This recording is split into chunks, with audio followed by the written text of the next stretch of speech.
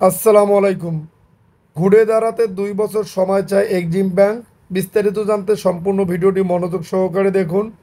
শরিয়া ভিত্তিক 5 ব্যাংকের একীভূতকরণ প্রক্রিয়ার অংশ হিসাবে বাংলাদেশ ব্যাংকে আয়োজিত শুনানিতে অংশ নিয়ে ঘুরে দাঁড়ানোর জন্য আরও 2 বছরের সময় চেয়েছে এক্সিম ব্যাংক।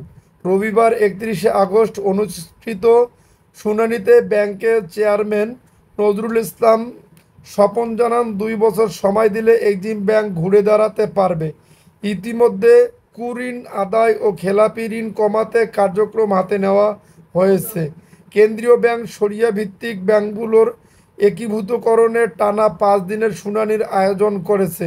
এর মধ্য দিয়ে সংশ্লিষ্ট ব্যাংকগুলোর মূলধন তারল্য সহায়তা, খেলাপি ঋণ, নগদ সংরক্ষণ অনুপাত, সিআরআর ও প্রভিশন ঘাটতির সর্বশেষ চিত্র উপস্থাপনের সুযোগ দেওয়া হচ্ছে। প্রথম দিন এক্সিম ব্যাংকের পর্ষদ উপস্থিত হয়ে একীভূতকরণের বিপক্ষে তাদের অবস্থান জানায়।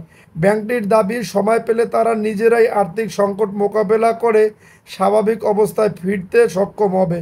তবে বাংলাদেশ ব্যাংকের গভর্নর অসুস্থ থাকায় এদিন পূর্ণাঙ্গ আলোচনা হয়নি। আগামী 4 দিনে ফার্স্ট সিকিউরিটি ইসলামী ব্যাংক, ইউনিয়ন ব্যাংক, গ্লোবাল ইসলামী ব্যাংক ও সোশ্যাল ইসলামী ব্যাংকের শুনানি অনুষ্ঠিত হবে।